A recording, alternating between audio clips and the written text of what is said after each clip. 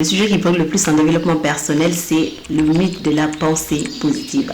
Alors vous avez sûrement entendu dire que la pensée positive peut tout changer. Mais est-ce vraiment le cas? Restez jusqu'à la fin de cette vidéo pour découvrir la vérité et les conseils pratiques. Premier point, la pensée positive ne résout pas les problèmes. Imaginez que vous avez des problèmes de dette. Penser positivement à ces sujets ne changera absolument rien. Ça ne l'effacera pas. Ce qui compte réellement, c'est de passer à l'action, c'est d'agir, c'est d'établir un budget, trouver des solutions pratiques et demander de l'aide si nécessaire. C'est la seule chose qui va pouvoir vous aider à sortir de cette situation. Deuxième point, la pensée positive peut nous empêcher de voir la réalité en face. Par exemple, si vous êtes dans une relation toxique, penser positivement peut vous faire rester dans la situation parce que vous allez vous dire que c'est la vie, ça va passer, ainsi de suite. J'ai connu énormément de gens qui souffrent comme ça, qui se disent que oui, c'est des situations de la vie.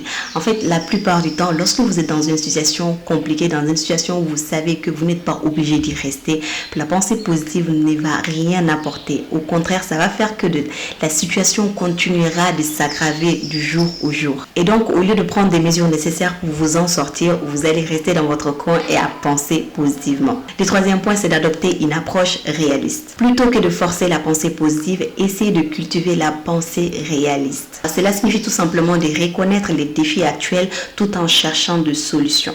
Cela va faire de telle sorte que lorsque vous allez avoir une mauvaise nouvelle positive, vous allez quand même vous sentir bien, mais lorsque ça va être négatif aussi, ça ne va pas vous choquer pour autant. Par exemple, au lieu de penser que tout va bien se passer, je vais bien faire ceci, je vais bien faire cela, il faut tout simplement se mettre en tête que je vais m'adapter, peu importe les circonstances. Et le quatrième point, la pensée positive peut ignorer nos émotions réelles. Si vous êtes dans une situation de deuil, il est tout à fait normal de ressentir de la tristesse. Mais il y a de ces gens-là qui forcent les émotions, qui se disent oui, c'est la vie, ça va passer, de toute façon, c'est les circonstances de la vie. Et ces gens-là vont s'empêcher de ressentir cette tristesse.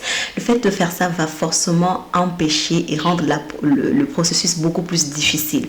Car lorsque les émotions viennent, n'essayez pas de les contrôler. Vous avez envie de pleurer, c'est bien de se maîtriser à un moment donné, mais à un moment donné, vous ne pouvez plus avoir le contrôle sur ça. Ça va venir automatiquement. Tout ça pour vous dire que les émotions ne se contrôlent pas. C'est d'ailleurs pourquoi on les appelle des émotions. Donc, on ne peut pas le contrôler, il ne faut pas les contrôler. Lorsque vous êtes dans une situation, essayez tout simplement de vous adapter. Alors, que faire? Acceptez vos émotions, faites des plans concrets, agissez surtout. L'action, c'est la base de tout.